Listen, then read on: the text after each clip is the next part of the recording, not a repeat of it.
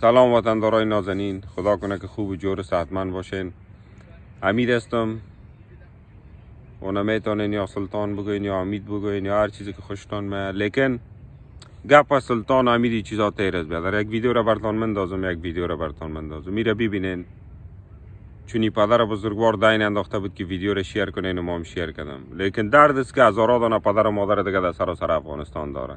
ویدیو را بشنوین، باز یک کلمه گپ ما براتون میگم، ببینین.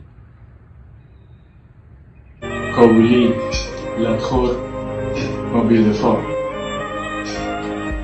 یعنی کسایی که از کابل هستن هم لدخور هستن و بی‌دفاع هستن. امشب ما سالگیری بچه خدا میگیره، سالگیری بچه خدا که چند وقت پیش از دست اوباشا بی‌وجدانا و بی‌ناموسایی که از طرف دولت ناخوانده دکتر عبدالله و اشرف غنی بی وجدان به خاطر رج انداختن در شهر کابل و به خاطر حکومت گرفتن یکی دیگه بدنام کردن یکی دیگه خود چند تعداد از اوباشا را تیار کردن که هرج و مرج در کابل پردن. توسط تمام اوباشا در سایه حوزه 11 بچه ما به خاطر موبایل و به خاطر پیسه و به خاطر 1000 پا موبایل بچه ما شهید و تا حال هیچ ارگان نیست که قاتل ازی رو پیدا کنه. امشب سالگیریش چون افسال تجلیل میکنیم، امسال هم تجلیل میکنیم، در نمود خودش تجلیلش میکنم.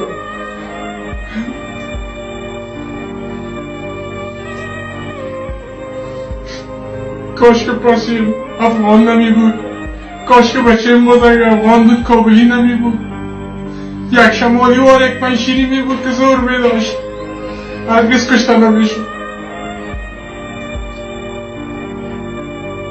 صداش در جا شنیده می شد، بچهش قاتلش پیدا می کرد.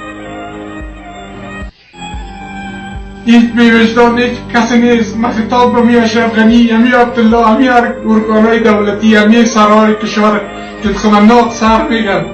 این بی‌وجدان ها فامیلای خود در خارج بردن، بچه های خود، اطفال خود بیارن این در کابل. اگر مرد هستن، اگر انسان هستن، خب بیارن در کابل که کشته شوند.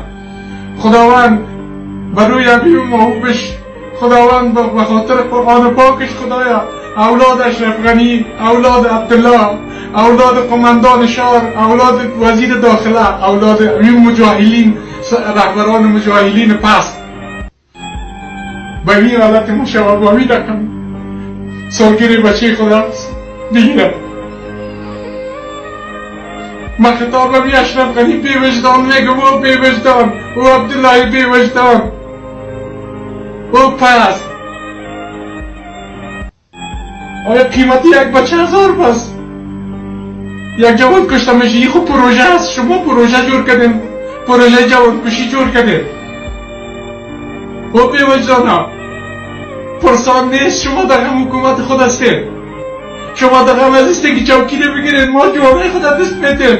تو بی وجدان گروه بچه های تبیرنی در افغانستان بیشرمانه مثل که یک نفر مولی رو در کونش بزنی بگید از این سایش مخواه میکنم. شما آنها تو بی غیرت هستید، او بی ناموسا، او بی وجدانا.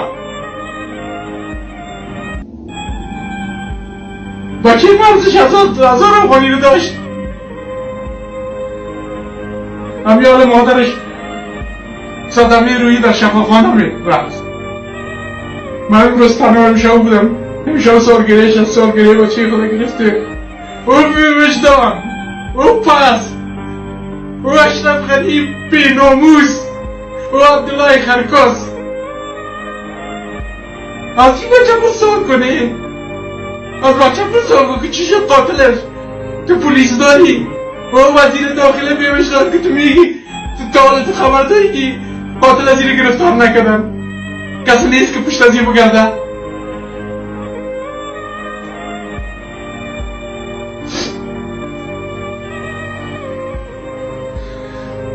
ما برای اشرف غنی، برای همین بیوجدان عبدالله ایزک، ما خطاب همه رو برش میگم که اگر تو در یک هفته بچه مرا قاتلش پیدا نکنی، سر کماندان شهر، سر وزیر داخله، سر هر کس که میتونی، اگر پیدا نکنی ما 5 نفر دیگه میاییم دمی جاده پشتونستان دمی سر فواره او خدا آتش میزنیم.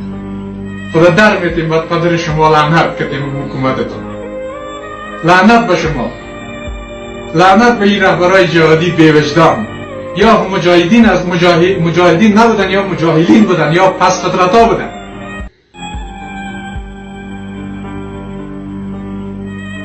اما تنهای عزیز ولی از خدا همین درمانگانی بسازین، نشر کنین، شیار کنین، این برای اقدر شیار کنین که در گوش از این پستا بره یا انسان نیستن.